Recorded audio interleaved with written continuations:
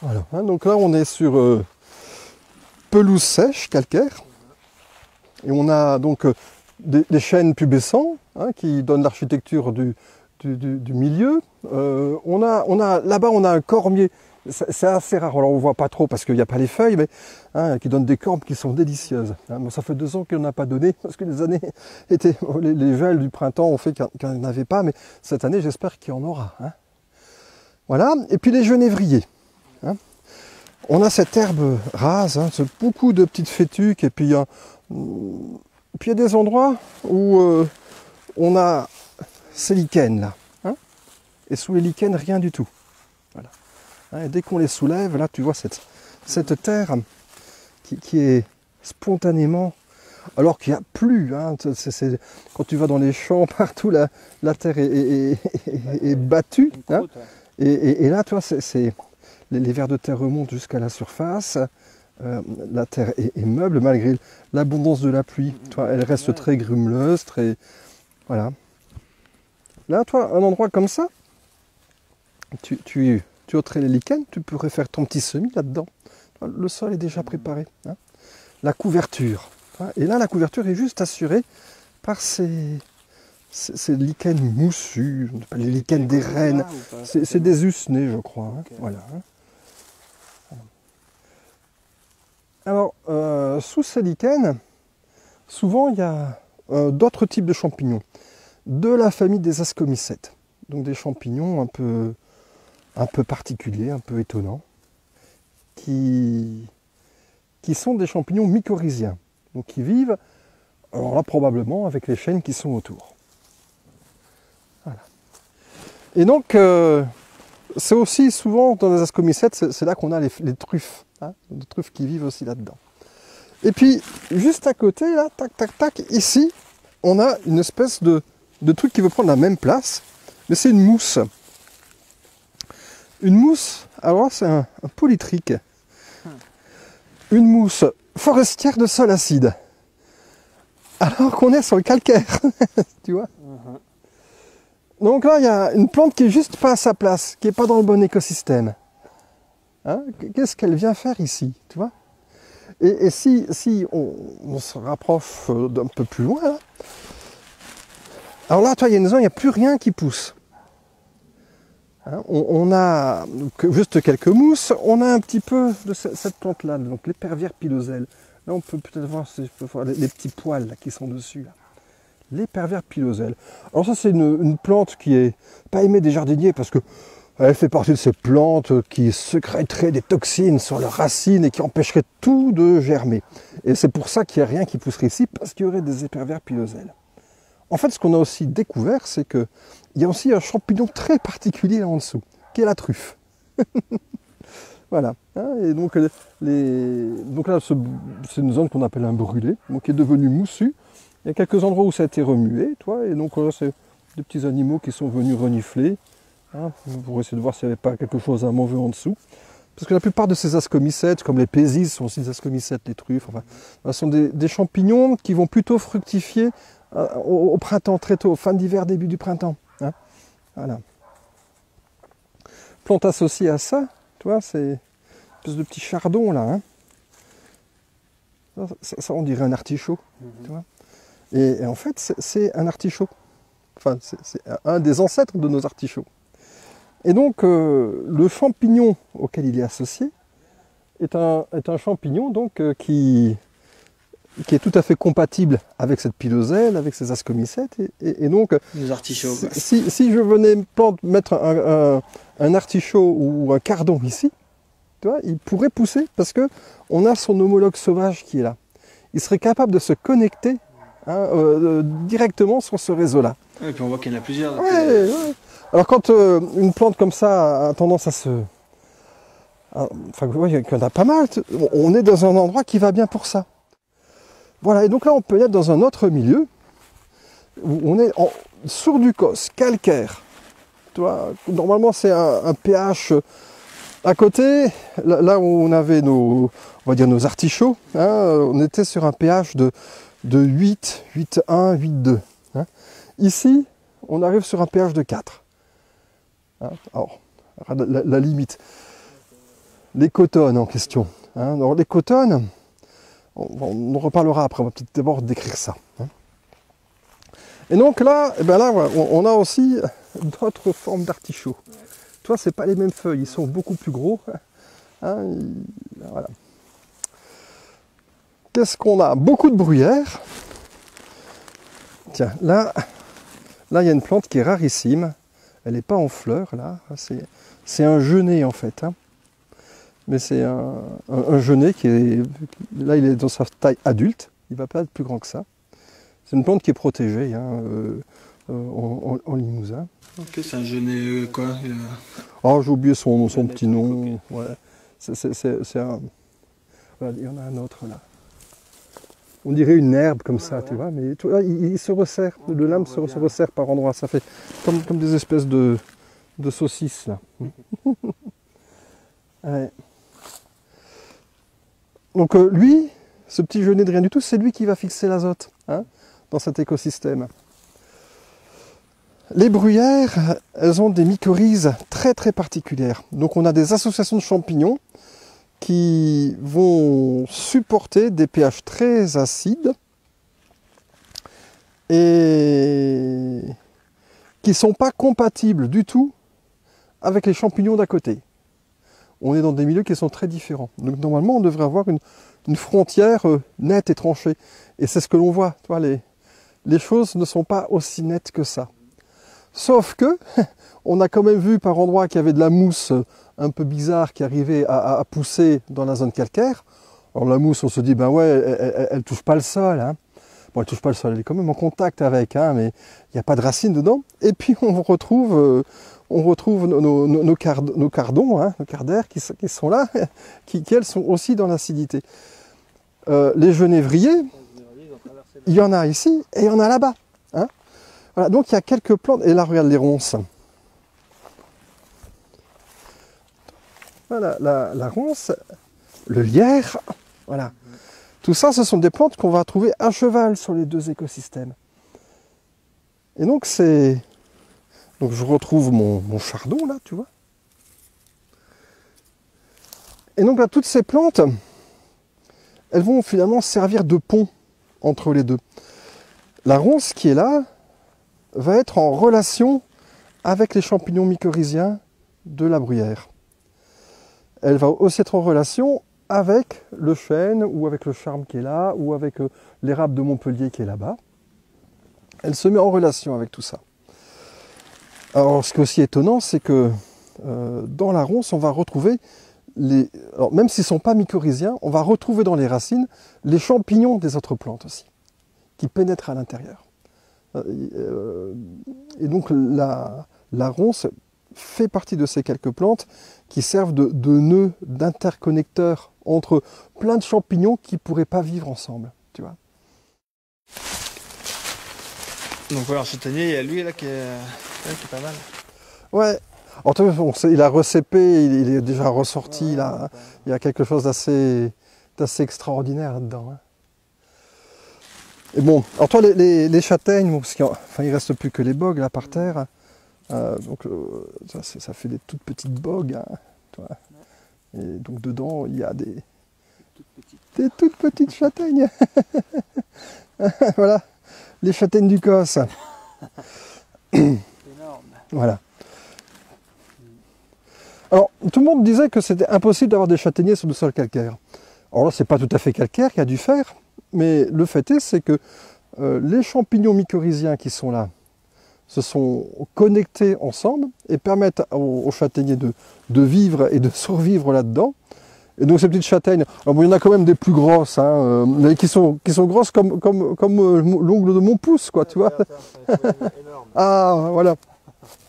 Voilà, tu vois, voilà, ça c'est typiquement ça. Donc on les récolte bien évidemment. Ça a été trouvé par quelqu'un d'autre. Ah ouais, un petit carpeau là qui est venu la visiter. Voilà. Enfin, moi je trouve ça. Alors là, on est dans une situation où il y a quand même de l'acidité. Hein. Donc on comprend que le châtaignier puisse vivre. Mais la couche acide, elle va faire de fer, donc c'est juste une lentille de fer qui est à cet endroit-là, donc de sol fer sialytique, elle va peut-être faire 80 cm d'épaisseur, pas plus. Hein. Et en dessous, c'est du calcaire. Donc dans ce peu de profondeur, le châtaignier arrive quand même à vivre. Et ces racines qui sont dessous sont mycorhizées aussi avec d'autres champignons qui lui permettent d'accéder quand même à l'eau. Hein. On a pu expérimentalement mycorhizer des châtaigniers comme ça avec de la truffe, une truffe particulière, hein, c'est pas la mélanope, hein, une autre truffe, et les faire vivre dans du calcaire. Quand on trouve le bon champignon pour les connecter. Ça peut être un bon champignon, mais ça peut aussi être une plante qui est capable de se connecter aux champignons naturels de la plante qu'on veut cultiver et aux champignons qui sont dans l'écosystème. La ronce est un bon connecteur, hein, et donc à proximité des ronces, on peut cultiver à peu près toutes les plantes de nos jardins. Avec cette chose étonnante, c'est que chaque arbre va donner 20% de sa sève pour nourrir son réseau mycélien.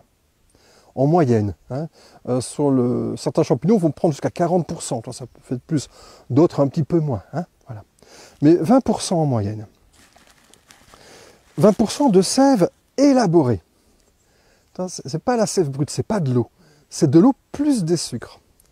Et cette sève avec ses eaux et ses sucres est fournie aux champignons, aux micro-organismes. Et comme les champignons sont connectés sur d'autres plantes, c'est aussi fourni aux autres plantes qui sont autour. Et donc ces autres plantes qui sont autour, elles ont accès à de l'eau sucrée. C'est-à-dire qu'un arbre, pour faire 1 litre d'eau sucrée, il va transpirer par exemple 10 litres d'eau pure. Hein? Si je donne 1 litre d'eau sucrée à une plante qui est à côté, c'est comme si elle avait 10 litres d'eau pure. Donc on n'a plus besoin de l'arroser parce qu'elle est déjà capable de faire... d'avoir du sucre, elle n'est pas obligée de faire sa photosynthèse, elle n'est pas obligée de transpirer autant. En plus, elles sont à l'ombre, elles ont moins de soleil, hein, elles vont vraiment être en pouponnière à côté de mon arbre. Et pour peu que j'ai la bonne connexion, je peux arriver à faire dans le cas ici des artichauts, ça pourrait être, ou des cardons, nourris par du châtaignier, ou du charme, ou du... Tu vois, dont la sève, les sucres seraient constitués de l'arbre en question. Alors on n'a pas mesuré sur toutes les plantes, on a fait des mesures sur du blé par exemple, du blé cultivé sous des chênes. Ben, ce blé était constitué à 4% de sucre produit par le chêne. 4% de la biomasse du blé, c'était en fait du chêne. Hein? Et donc on n'a pas encore trop l'habitude de faire ces analyses en routine, mais sur la garance voyageuse, on suppute que ce soit l'essentiel de la garance voyageuse. En fait, elle vit complètement à l'ombre, dans des milieux très peu de lumière. Elle garde ses feuilles en hiver. Alors, en hiver, elle va faire un petit peu de photosynthèse, elle va activer le réseau mycélien très très tôt avant que l'arbre ne démarre. Hein. Et donc ça, c'est le bénéfice que l'arbre en a. Quand il va lui démarrer, eh ben, il a déjà un système mycélien qui est déjà un petit peu actif grâce à la garance voyageuse. Et tout le reste de l'année, c'est l'arbre qui nourrit sa garance voyageuse. Voilà. Bon troc. Ouais, du troc. À un moment, on peut considérer que la garance voyageuse est parasite de l'arbre, puisqu'elle va lui prendre sa sève pour finalement pas grand-chose en retour.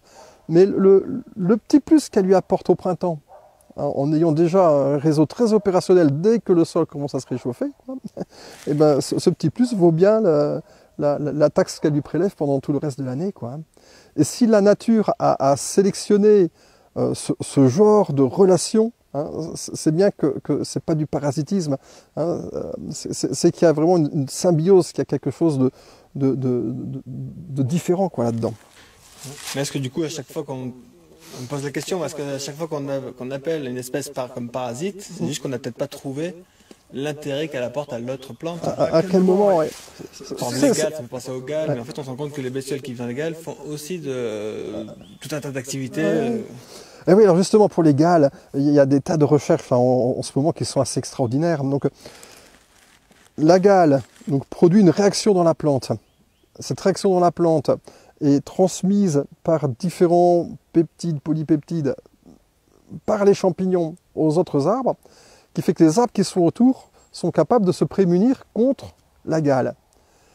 Mais cette réaction, elle n'est pas que spécifique à la gale, elle est aussi spécifique à d'autres parasites.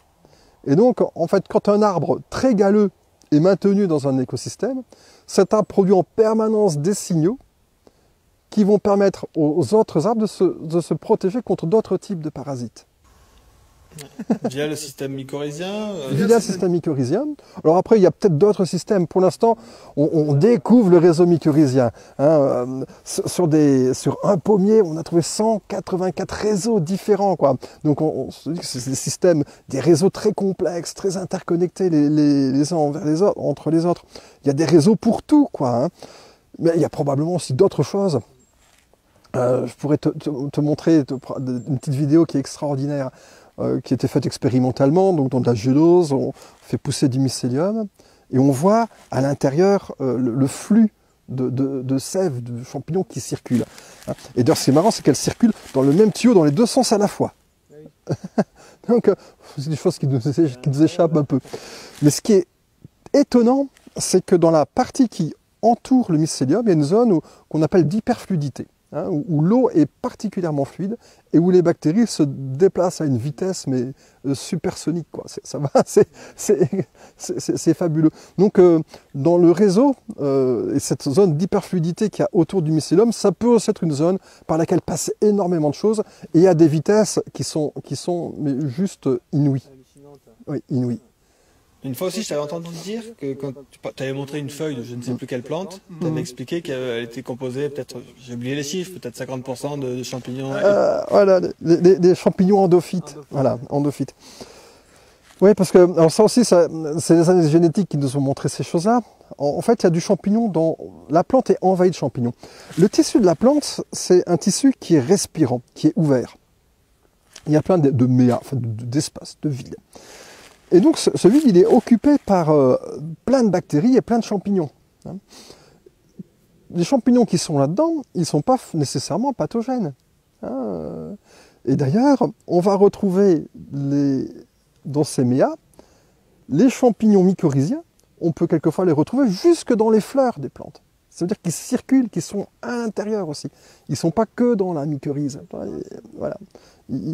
Tout est connecté. Et donc ces champignons endophytes qui pénètrent à l'intérieur de la plante, jusque dans les feuilles, peuvent aussi servir à véhiculer des messages, des informations à l'intérieur, mais aussi à l'extérieur, dans cette zone d'hyperfluidité, petite zone qui entoure le mycélium. Voilà, c'est des choses, pour l'instant, on découvre, on ne sait pas ce que ça veut dire, on ne sait pas comment ça fonctionne. C'est très humble sur toutes les interprétations qu'on peut faire, mais je trouve que ça donne une explication, quand même, ou du moins ça permet de concrétiser que tout est relié.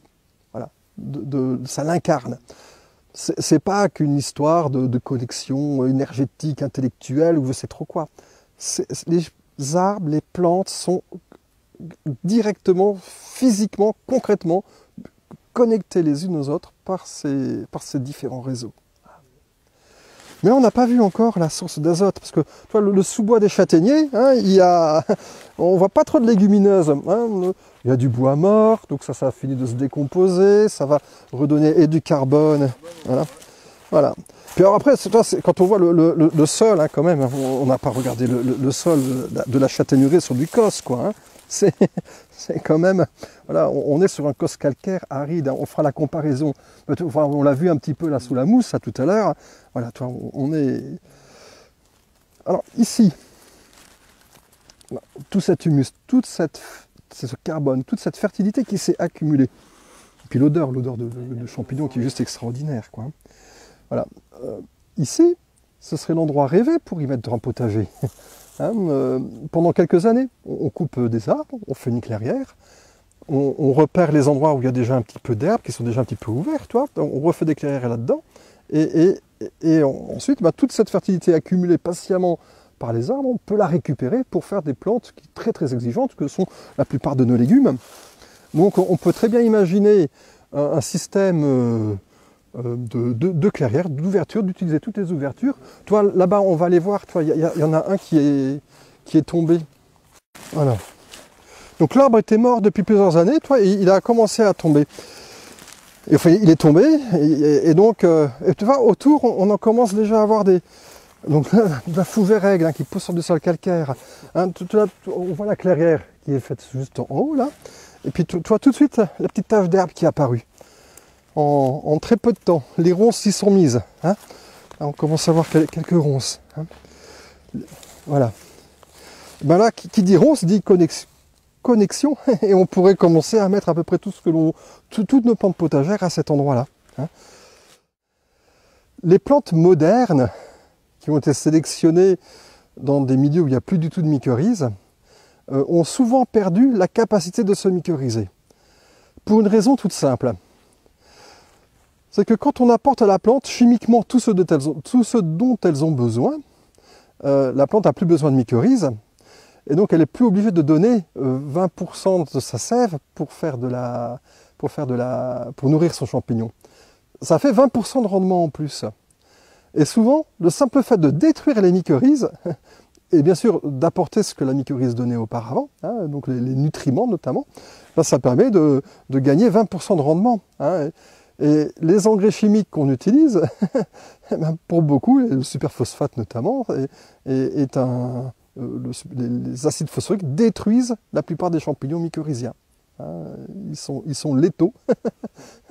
Alors que le phosphore est justement l'élément le plus important dont les champignons, c'est leur grande spécialité. Beaucoup de champignons sont des experts dans la minéralisation, le fait de capter le phosphore dans le sol et de le redistribuer. Hein. Voilà, donc on a sélectionné des plantes sans mycorhize, et donc la plupart des plantes modernes ne sont pas mycorhizées. Hein, donc là, effectivement, elles seraient tout de suite en concurrence, elles seraient incapables de se connecter avec les arbres qui sont autour, parce qu'elles ont perdu cette capacité. Il faudrait les cultiver plusieurs générations, sous contrainte, pour qu'elles retrouvent de nouveau une capacité à se connecter comme il faut. Alors c'est important ça, ce travail sur les semences, parce que la nature des champignons que j'ai dans le sol ici, n'est pas tout à fait la même que celle qu'il y a ailleurs. Ce qui va me réunir entre ici et le côté qui est complètement calcaire, c'est la ronce. Donc si je cultive mes plantes à proximité des ronces, ça marchera ici, ça marchera aussi là-bas, tu vois, parce qu'on aura l'interconnexion.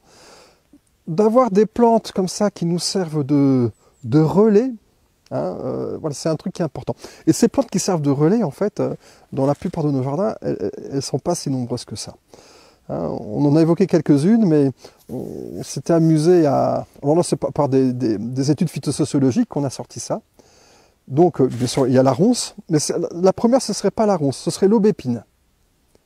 Hein, le noisetier, le sureau, le lierre, et donc la ronce.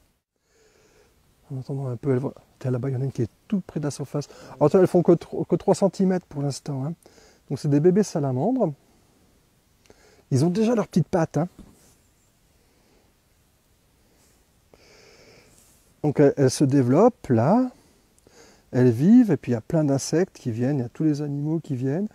Et donc autour de cette eau vont se concentrer les excréments de tous les animaux qui viennent, tous les insectes qui viennent vivre là-dedans, qui viennent des alentours, qui viennent se développer dans l'eau, y faire différentes mues, ensuite repartir ailleurs, hein, se nourrir, revenir pondre là-dedans. Et donc ici, le milieu s'enrichit en azote, mais de l'azote animal. Voilà. Et cette petite mare, en été, donc elle est complètement vide, et c'est un endroit qui reste toujours un petit peu plus humide quand même, et elle est complètement recouverte d'un feutrage de racines.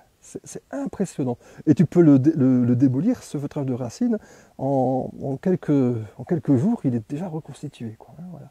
Même si un sanglier vient au fond pour venir manger et tout ça, c'est tellement riche que ça se reconstitue.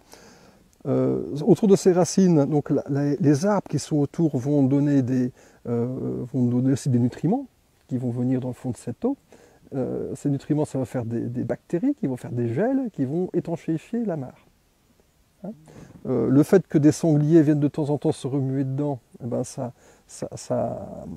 quelques argiles qui sont là vont se tasser cette dallée, et ça va aussi contribuer à la maintenir ouverte. Et tu vois, elle est en zone haute, on a un gros trou juste à côté. Hein.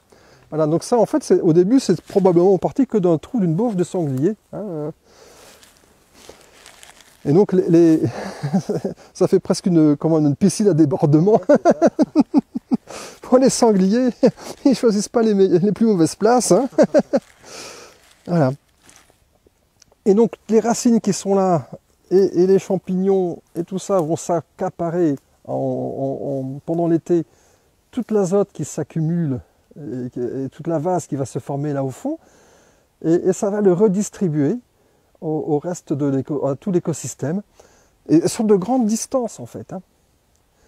Et donc cette petite mare, de toute la châtaigneraie qui est là en haut, c'est probablement elle qui fournit tout le monde en azote. Hein. Et elle va aussi, l'humidité, la fraîcheur qu'elle a dedans va aussi permettre à plein de cyanobactéries de se développer, donc toutes ces bactéries qui fixent également l'azote atmosphérique. Voilà. Le rôle d'une mare. Mais alors la mare ne fonctionne bien que si elle est ouverte, s'il n'y a pas de clôture autour, si les animaux peuvent y venir, hein, et transporter, y concentrer les nutriments, hein, qui vont prélever sur de grandes distances. Et cette bauge à sanglier en été, voilà, est un pas ici, mais il y a un gars qui s'est amusé à faire ça, à mesurer la. Alors, il étudiait c'est une fille d'ailleurs, Astrid. Et elle étudiait comment ça s'appelle, les diatomées qu'il y a dans les eaux de ces mares. Là. Et c'est là où elle s'est rendue compte qu'il y avait des diatomées nitrophiles qui arrivent dans des endroits qui sont, comme ici, très acides, où il n'y a pas de nitrate du tout. Donc si c'est nitrophile, c'est bien qu'il y a beaucoup de nitrates dedans, quoi. Et donc ces nitrates, ils ne viennent pas de plantes, choses comme ça, ils viennent des animaux qui visitent ce lieu. Voilà. Alors ça aussi, une belle source d'inspiration. Autour, si on commence à regarder la diversité de toutes les plantes, ah bah tiens, on parle de la garance voyageuse. Toi, il y en a une ici. Voilà. Et toi, elle a même ses fruits là. Hein. Alors c'est marrant, c'est une plante de la famille du café. On pourrait y mettre du café ici, si c'était un peu plus tropical. ça réglerait le problème. Alors, il y a des gens qui ont torréfié, on peut torréfier des petites graines et en faire aussi un... Voilà, vous n'avez jamais goûté, et puis voilà. Voilà. Toi, tu as la ronce qui est là. Ici, toute petite, là, hein, une petite aubépine, pas une aubépine, une églantine là, qui pousse là. Alors, c'est peut-être pas l'églantine. Ici, là, localement, on a un Rosa arvensis. C'est une églantine à fleurs jaunes. D'accord, mais elles sont moins grandes peut-être. Ah ouais, elles sont toutes petites. Voilà. Ça, ce serait l'églantine normale ici. Tu vois. Voilà. Aussi famille des rosacées. Alors, qui dit églantine dit que je peux mettre du pommier, du poirier, du prunelier, des choses comme ça. Voilà. Ici, ça, je ne sais pas ce que c'était. C'est plus très vigoureux. Hein. Là, ça, c'est un cornouiller. Hein. Oh, il faudra qu'on aille voir là-bas. Il y a le cornouiller mâle. Là, cette saison-là, il commence juste à fleurir. Ça sent bon. C'est une odeur un peu vanillée. J'adore ça. Ouais, avec la fleur jaune. Ouais. La vie est belle. Regarde ça. Voilà, ça, ce sont les charmes. Hein. Un petit charme. Alors, il ne perd pas ses feuilles, tu vois. Ah, et là, ça dedans. Alors, le charme aussi, c'est une plante très intéressante. Alors, on ira voir un petit peu plus loin. Alors, un charme qui est sur du calcaire. On n'est plus du tout... Toi, là on n'a plus les bruyères. Là, on arrive de nouveau dans la zone calcaire ici. Hein. On est un peu à la limite. Tiens, là, il y a l'érable. Bon, mais ça, c'est l'aubépine. Et il y a...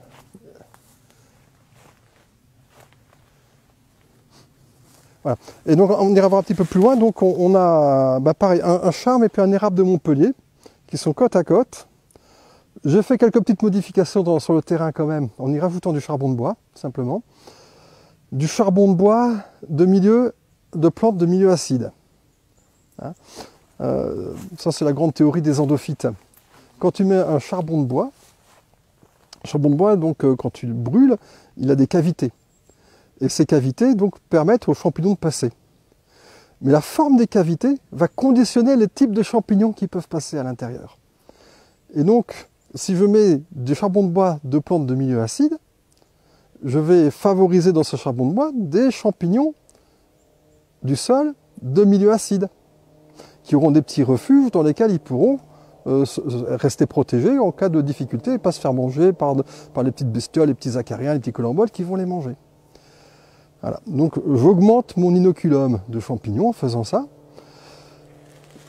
Autour, j'y ai apporté également tous les champignons, tu sais, dans les zones à la limite entre la bruyère et puis le... Chaque fois que je voyais un petit bout avec des croûtes, des petites pézis, des petits trucs, des petits machins, des petits... Tout ce que je voyais, j'ai toujours tout pris et j'ai tout jeté là-bas. Et j'y ai planté des myrtillers qui ne peuvent pas pousser dans le calcaire, mais là qui ont quand même réussi à se connecter, donc à parasiter. On ne sait pas si c'est le charme ou si c'est l'érable de Montpellier, mais à se développer. Alors des myrtillers dans un sol à pH de 8,2, hein, voilà, et qui sans arrosage. Alors j'ai pas mangé beaucoup de myrtilles, mais c'est parce que les oiseaux les mangent avant moi. C'est pas qu'il n'y en a pas eu. Hein. Voilà. Il faudrait que je les protège, mais au bon milieu des bois, voilà, ça fait partie de ma petite manip, quoi, hein, de montrer qu'on peut arriver dans des sols calcaires à avoir des myrtillers et dans des sols d'avoir des châtaigniers, d'avoir toutes ces plantes-là, quoi, de sols acides. Et inversement, dans les sols acides, on peut aussi avoir des plantes de sol calcaire pour peu qu'on trouve les bons connecteurs. Hein. Alors là, on voit sur le coste tous ces petits murets partout. Hein. Et donc ça, c'est l'activité humaine. Hein. Ces lieux, c'était des lieux qui étaient cultivés, qui étaient entretenus et qui faisaient vivre du monde. Aujourd'hui, on se dit, mais comment est-ce qu'on peut vivre dans un écosystème aussi rude, aussi difficile, où il n'y a pas d'eau et tout ça? Autrefois, les gens, ils y arrivaient. Chartrier-Ferrière, la commune où j'habite, aujourd'hui, il y a 330 habitants. Il y en a eu 1200 il y a un siècle. Et donc ces gens, et c'était des communes qui étaient autarciques au niveau alimentaire, qui produisaient toutes les calories dont les gens avaient besoin. Aujourd'hui, il y a plus de 3 agriculteurs. On dit qu'un agriculteur, ça produit des calories pour à peu près 130 habitants en France. Voilà, sur une centaine d'hectares, 130 habitants par agriculteur. Voilà, donc nos agriculteurs nourrissent la population actuelle, on va dire à peu près. Tu vois, Mais autrefois, il y avait certes beaucoup plus d'agriculteurs qui produisaient beaucoup moins de calories par agriculteur, mais qui nourrissaient sur le même écosystème. Alors, c'était pas le même écosystème qu'aujourd'hui, mais 1200 personnes, quoi. Hein, 4 fois plus. 4 fois plus. Donc la productivité de ces écosystèmes, mais la productivité en calories humaines pourrait être beaucoup plus prodigieuse.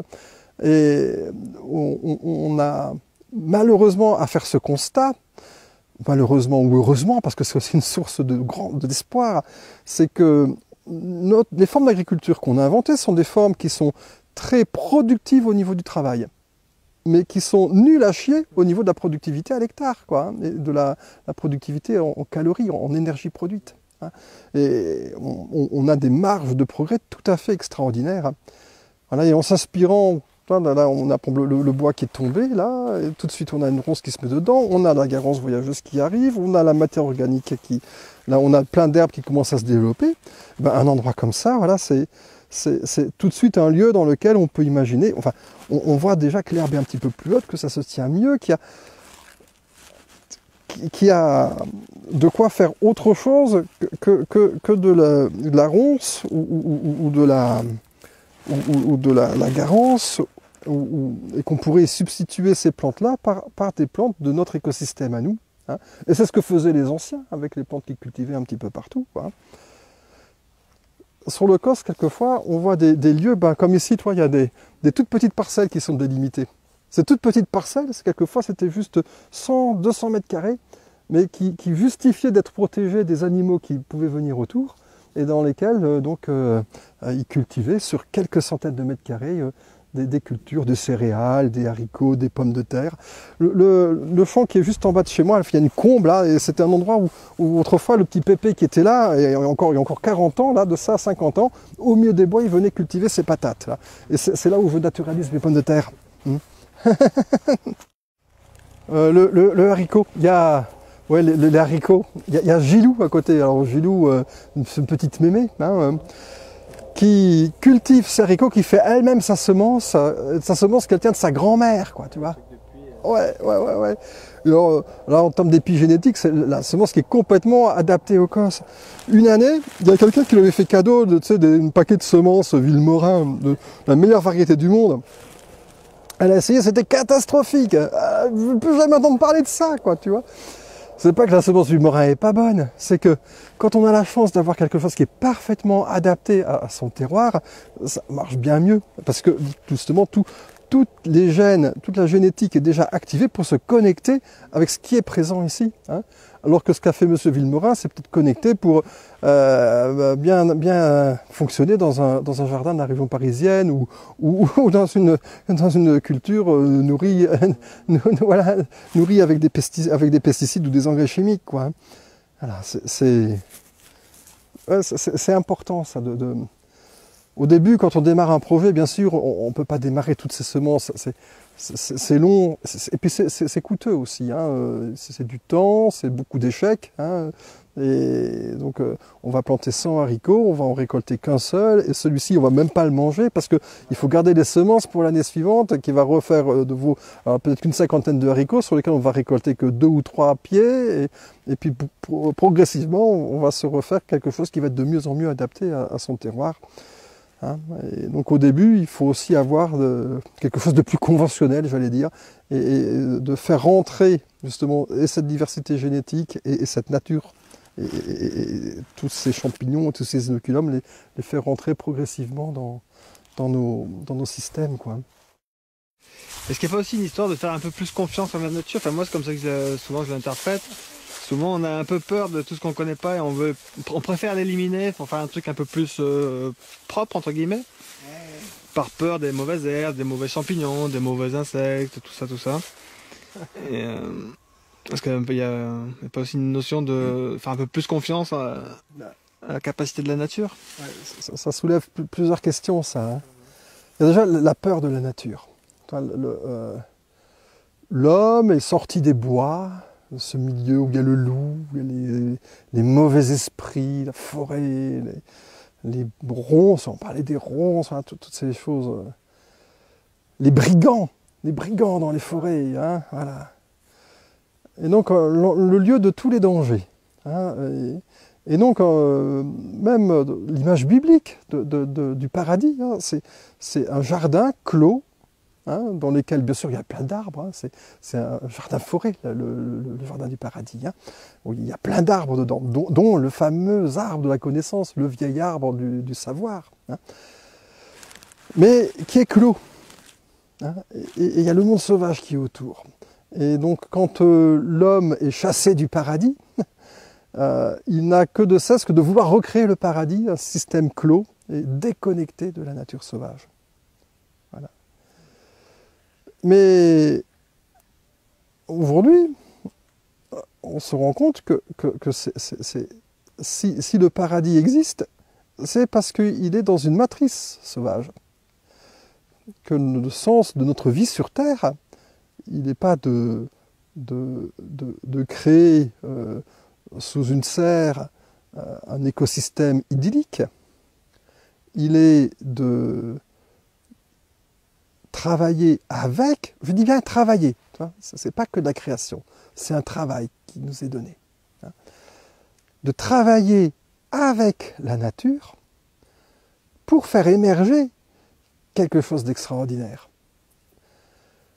Tout ce dont la vie a besoin existe sur Terre. On a peut-être juste à comprendre comment organiser les choses, comment s'organiser avec elle, avec la nature, pour faire en sorte que l'écosystème qu'elle est en train de générer, que cet écosystème soit un écosystème tout justement paradisiaque, quoi. Hein? Aujourd'hui, c'est triste parce qu'on la fuit, cette image d'une terre qui nous serait offerte et dans lesquelles il y aurait plein de bienfaits, quoi. cette image-là paraît même douteuse, crapuleuse, ou voire une sombre rêvasserie, quoi, un fantasme. Mais pourtant, c'est ce qui se passe. Hein, et plus on... Moi, c'est ce que m'ont apporté les champignons, finalement. En les étudiant, en me rendant compte que ces champignons mettent en relation, au début, un extérieur et un intérieur. Donc l'extérieur à mon paradis, à ma parcelle, avec l'intérieur, et qu'il y avait des connexions qui se mettaient en dehors, entre l'un et l'autre. Voilà, là, je me suis dit que ce qui était à l'extérieur était important. Et puis un beau jour, je me suis rendu compte que c'est Francis Allais qui m'avait... qui dit, voilà, quand tu ne comprends pas le système d'un côté, il faut change de côté et regarde ce qui se passe. Et ce dont je me suis rendu compte, c'est que la forêt, le milieu sauvage, envoie plein de messagers dans mon intérieur, justement pour l'aider, que c'est de la nature sauvage viennent des messages qui viennent aider la nature cultivée, le milieu perturbé, le milieu chaotique, le milieu dans lequel il se passe quelque chose. Hein, il se passe quelque chose, mais la nature, on dit, oui, elle veut faire revenir une forêt. Certes, oui, elle veut refaire revenir une forêt. Mais ce qu'elle fait, c'est faire revenir une forêt qui soit utile aux personnes, aux animaux, aux êtres qui y vivent. Une forêt dans laquelle il y a plein de sangliers va devenir de plus en plus adéquate pour les sangliers. Une forêt, on pourra aller voir, il y a un petit site à côté qui est extraordinaire. Tu as la forêt avec 3 parcelles qui arrivent au même endroit, là, hein, qui convergent. D'un côté, c'est une zone où il y a des vaches, de l'autre côté, c'est une zone où il y a des chevaux, et de l'autre côté, c'est une zone où il n'y a que de la faune sauvage.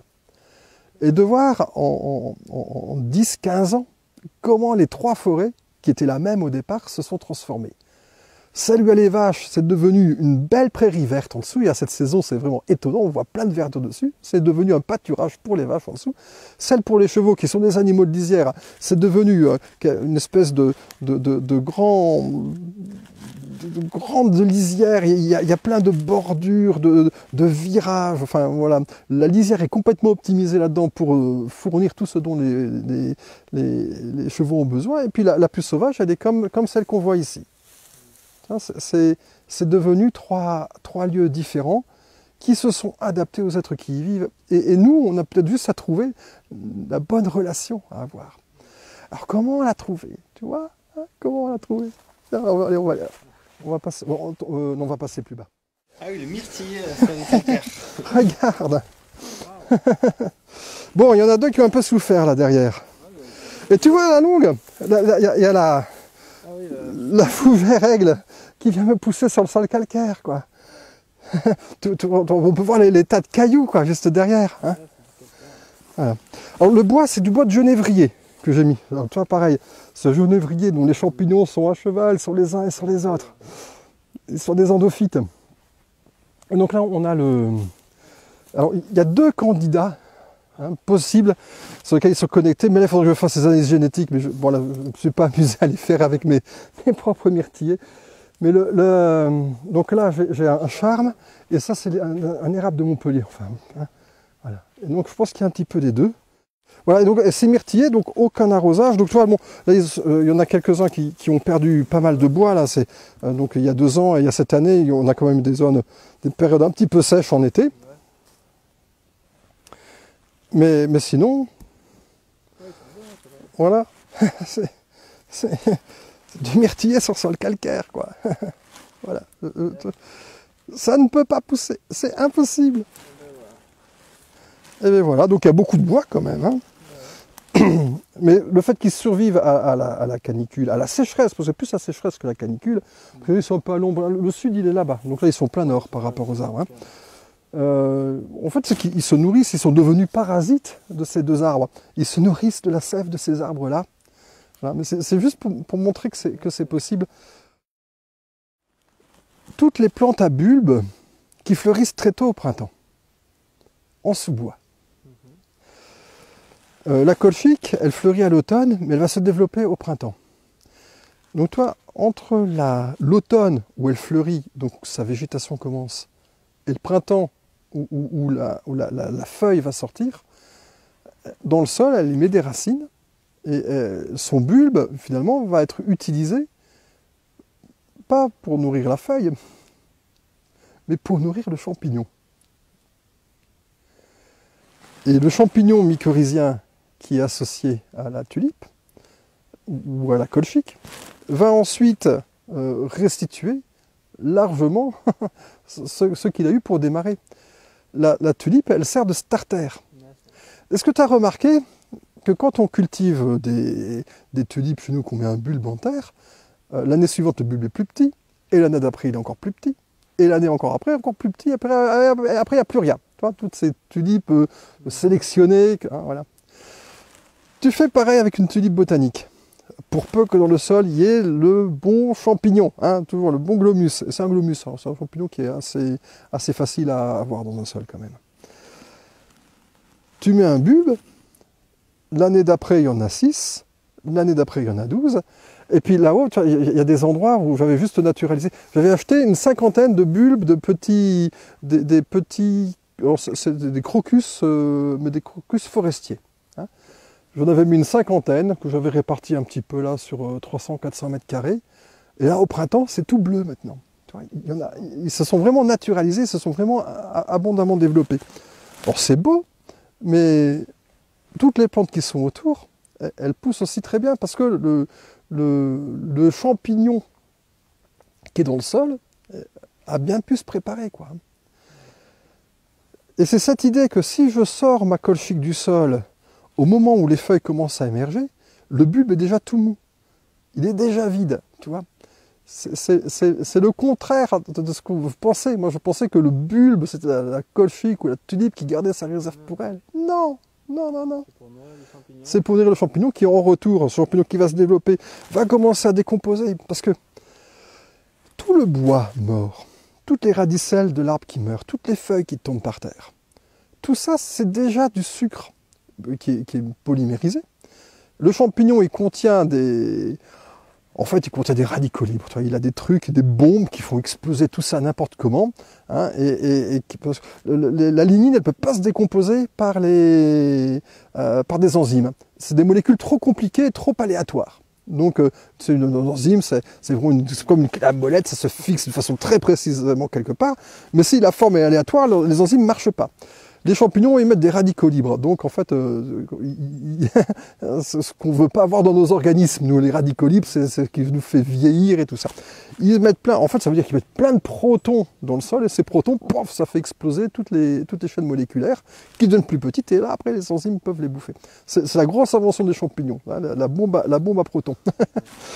Et donc, tous ces radicaux libres vont permettre de retransformer tous ces polymères, la lignine et tout ça, en sucre, en cellulose, en sucre que les plantes peuvent directement assimiler, directement utiliser. Elles ne sont pas obligées de refaire la photosynthèse et tout le bazar, quoi.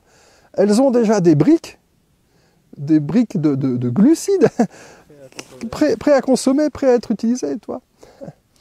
Le champignon est complètement sous-évalué dans les calculs énergétiques que l'on fait, parce qu'on considère que qu'il n'y a que la plante qui fait de la photosynthèse. C'est vrai, il n'y a que la plante qui fait de la photosynthèse, et qu'ensuite on est obligé de repartir du minéral. Eh bien non, le champignon, il nous remet de l'organique dans le système. Voilà. Et donc les colchiques, ensuite, les tulipes, elles vont se nourrir de ça. Et donc, elles vont aussi contribuer, permettre de bien faire démarrer le réseau mycorhizien. Et lorsque les plantes que je vais cultiver autour, on va aller voir là, les petites buttes là. Bon, là maintenant, bah tu vois, ça c'est une teck de menthe religieuse. Donc là pareil, menthe religieuse, donc toutes les bestioles qui viendront attaquer ma petite... Voilà. Mais c'est pas ça que je voulais te montrer. Voilà. Tu vois, le dessous des cailloux, quand il y a un peu plus de fraîcheur, ils deviennent verts. Ouais. Tu vois, ouais. Voilà. Le dessous. Voilà. Hein. Tu vois, les côtés là qui sont un petit peu verdâtres sur le bord. Voilà. C'est bien à l'ombre que ça se passe. Hein. Voilà. Donc ça, c'est des communautés d'algues qui se développent là-dedans. Et toi, si ça c'est toi, la couleur noire était posée comme ça. Au bout d'un moment, la pierre qui est en dessous est verte, la pierre qui est au-dessus, elle est noire. Voilà. Donc c'est deux milieux différents qui interagissent l'un avec l'autre. Et ça, c'est de la cyanophycée. Ça crée de l'azote, ça fixe de l'azote atmosphérique. Tu vois ? Entre le dessus et le dessous d'un caillou, on a deux écosystèmes différents. Et puis après, plus dessus, donc on peut avoir après des petits lichens sur les cyanophycées, après qui vont se développer, des petites algues, des petits lichens, des petites mousses. Là, il y a même un lichen. Alors lui, il était par là. Voilà, il était là.